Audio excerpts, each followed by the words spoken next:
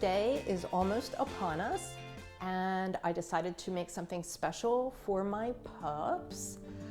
I am making red velvet cupcakes with potato frosting. So let's get started. In the bowl already, I have 1.5 cups of organic white wheat flour. I'm back to this lovely bright red beet powder. It's all beets, so it's very healthy for your pup. And I am looking, there it is, my tablespoon. We're about to put a tablespoon of this nice bright red in with the flour. Red velvet cake for humans is made with chocolate, and we're not doing that. You know, there's a form of chocolate that turns red if you add vinegar to it, and I think that's how they get their red velvet cake. This is not like that. This is just an imitation. We're using beet powder. Let's put that in there. Pretty bright. And it's the Suncore company that I'm using. Oh, did I say anything about the hat yet? My grandmother's hat. My grandmother was my mother basically for the first few years of my life. So I'm wearing this in her honor. So back to the Pupcakes. This is what it looks like so far. I'm going to put one more thing in here because they are Pupcakes. They have to rise, and that's our leavening agent. And we're using baking powder, and we are using 2.5 teaspoons. I always miss Juliet. She can read the writing on my spoons. I put this out in advance, so I just have to trust. Okay, we've got 1, 2.5. Get that in, and then we're gonna whisk it together. Get it mixed up nicely. My favorite whisk. I have like 5 whisks, but this one, because of the shape of it, is my favorite. Put that together. I think that if you don't have the beet powder in your house, that you could use red food dye, but definitely use a natural dye. And I'm thinking that I might want to put a little more of this beet powder in here. Don't have too much left. Let's see if I can get another tablespoon in here. I'm just gonna dump the whole bag in, you guys. How's that look? I think that was another tablespoon. I'm getting pretty good at estimating stuff. That's looking like more of the color I remember. Okay, we're gonna put this aside and do the wet ingredients. For once, I actually have ripe bananas when I call for ripe bananas. And the dogs love these Pupcakes. I did some in advance. They've only had one to share 3 ways: Moose, Tori, and Jake. And they definitely want more. Jake normally lies here behind me. He's over there by the oven. He knows what's coming. All right, so we're gonna mash this up. And for once, I have a towel when I need a towel. My hands are yucky. They came a little late for Easter, but I figured they're okay for Mother's Day. We're gonna mash this up. And then we're gonna use some Crazy Richard's peanut butter. I like it because it's easy pour, and it has nothing in it but peanuts.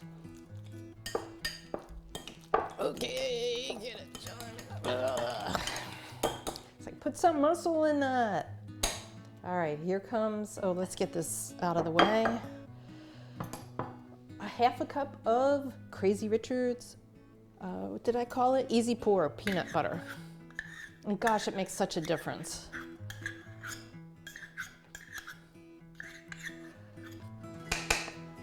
And then we're gonna add 1/3 cup of honey. I know that's a lot, but it's a special occasion.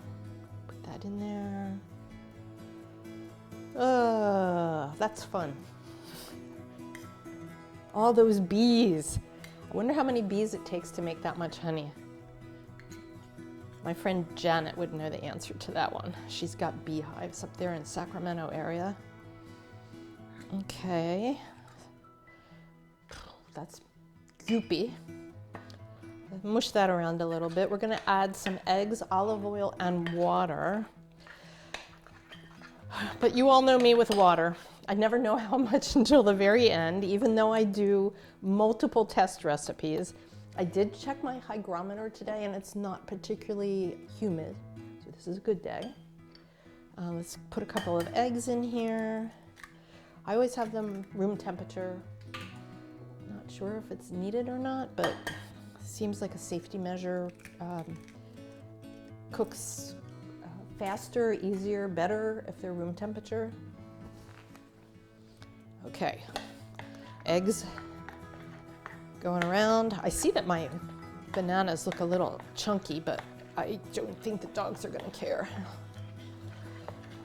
Okay, and then this seems crazy, but it works because it's a baked good and it has to have fat and it has to rise. This is olive oil and I'm using a 1/4 cup.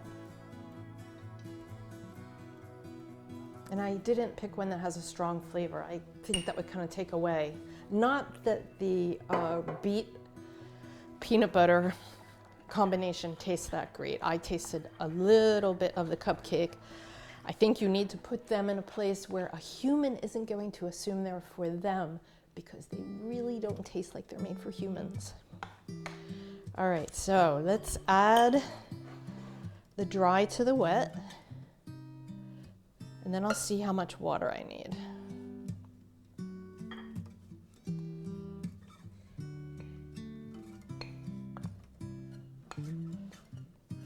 It's so weird because, and in fact, you might not have seen it on camera, but inside, I just had a momentary panic.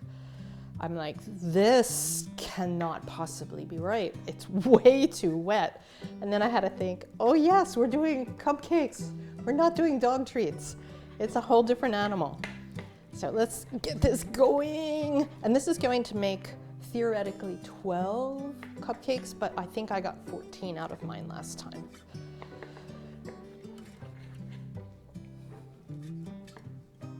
What does this smell like? Doesn't smell like, I think it smells like the beets. Oh, but look, that was, I am going to amend my recipe and make it be, we'll put in 2 tablespoons of the beet powder, better color. All right, this is where I see that I'm starting to need the water. So, I'm always afraid to commit the whole amount. Let's hold a little bit back. Okay, and this I don't want to particularly slosh around. I might end up hitting my camera person over there. Okay, looking good. It's turning into quite a workout. I'm gonna put the rest of this in here. Yep, that's feeling good.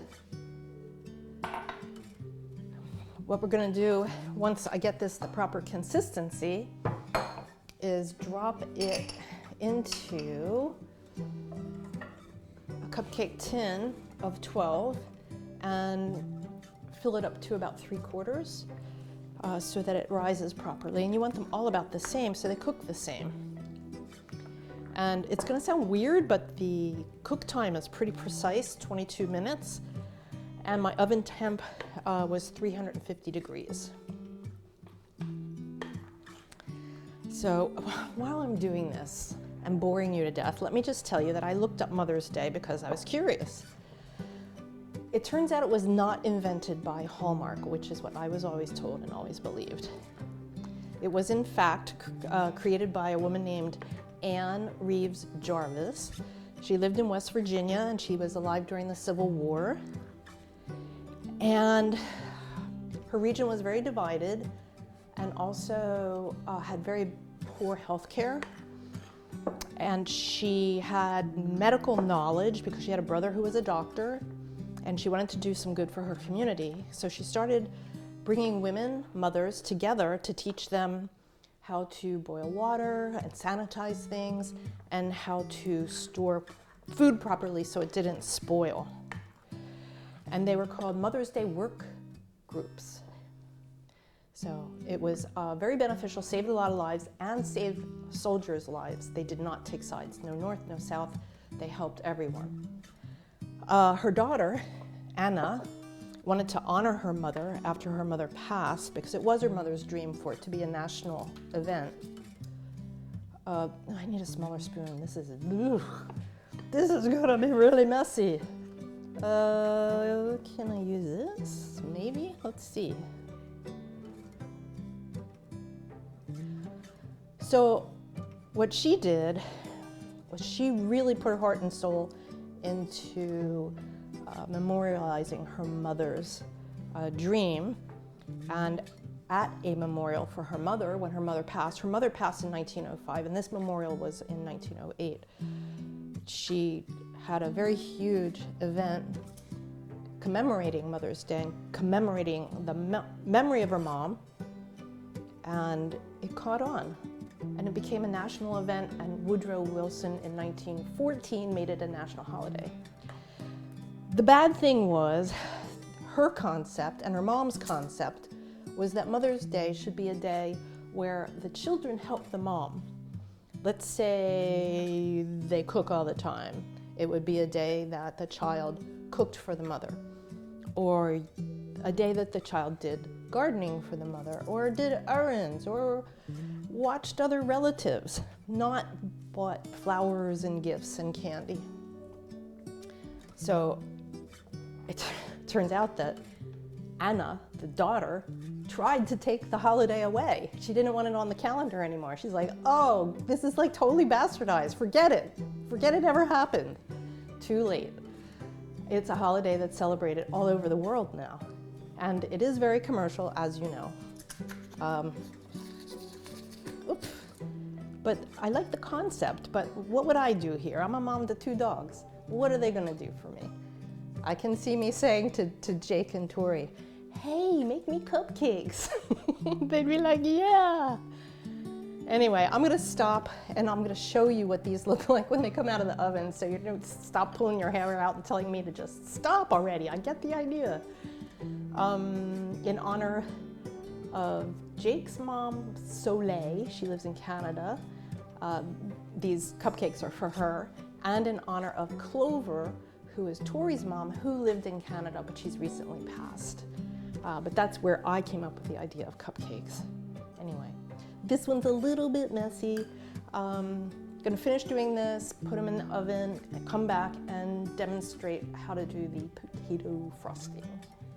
We're back, and let me show you what I made yesterday. I made these in advance so I could play with the icing a little bit. You can see how beautiful the cupcakes are. On the left are my sample cupcake toppings. I was playing with my pastry bags and the pastry tips.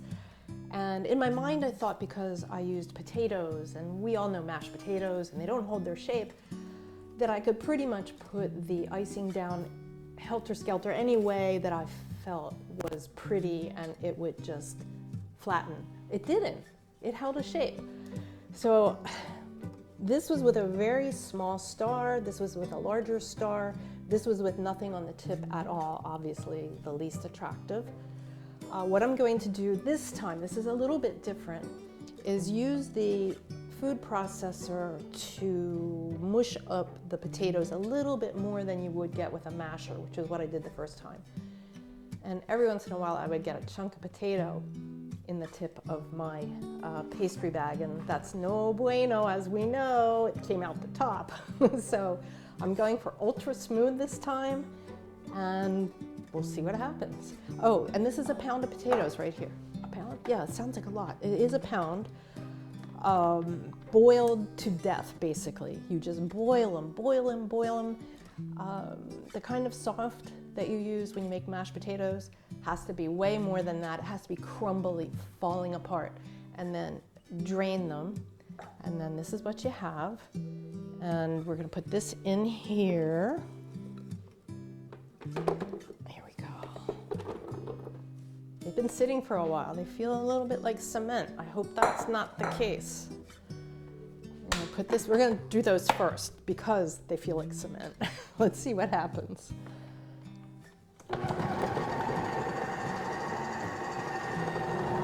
That's low. Let's see what happens on high. Looking good. Yeah, I definitely don't want to embarrass myself with the icing coming out of the top of my bag, so I'm gonna let it go for a second. Meanwhile, Jakey, what do you think? Do you know this sound? Does that say Jake? Does that say, oh, this is for me? Does that say this is for me? I think it does. Does mommy only use the food processor when I'm cooking for you? What do you think? It's like, I want those cupcakes. I don't care. You know what you sound like to me, Mom? Blah, blah, blah, blah, blah, blah, blah. Okay, let's get this done. This is a half a cup of Greek yogurt and 2 tablespoons of honey. Come on, honey. Oh. This is so funny. This is slow. 1.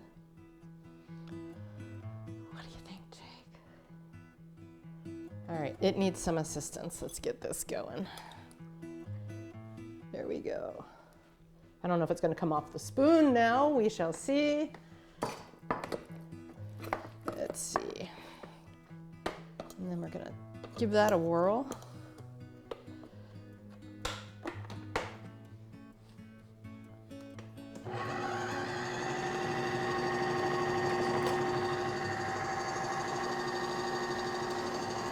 Boy, it's starting to look like a buttercream icing. It's beautiful. I could totally see somebody coming into the house and taking one of these. And believe me, you don't want to do that. I would even suggest if you have like a tiny dog bone or something, put it on top. So people would be like, why is there a dog bone on this cupcake? Oh, because it's not for humans. All right, here we go. These are the new kind of pastry bags. I was used to the kind that are made out of, I guess, heavy duty cotton. Really nice. Everything's plastic now, as you know. All right, let's see. This is a little bit runnier than before. Everything I just said about it holding its shape may not be true anymore. Look, there's a potato chunk. Be gone. Be gone. After all that, still a potato chunk? Jake is, give me that potato chunk. I want it. I'll take it. Okay, let's move this for a sec. Jake's like, what? Oh yeah, it's dripping out of the bottom. That's gonna look good on my shoes. All right, let's put this here. And we're gonna try the classic swirling motion. That's actually quite beautiful. I love it. But it is a little drippier. Interesting.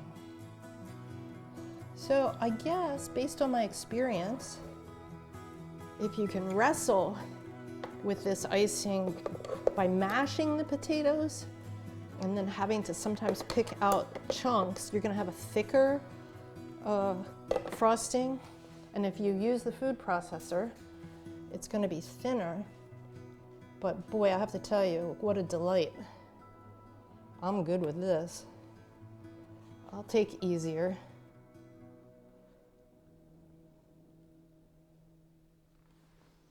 What do you think? What do you think looks better? I kind of like these. Jake, what do you think? I think we have to go get Tori because it's not fair if only you get to eat one. What do you have on your nose? Give it, give it, give it. So let me take a break. I'll be right back and we'll do the ultimate taste test. And we're back. And I'm trying to figure out how I'm gonna feed this to my dogs without their whiskers turning totally white with potato frosting, potato yogurt frosting. And I think we're just gonna have to go for it. What do you think, Jake? What do you think, Tori? All right, Jake. Good boy, come over here. That's too big, do you think? Do you think? No, he says, I'll take that.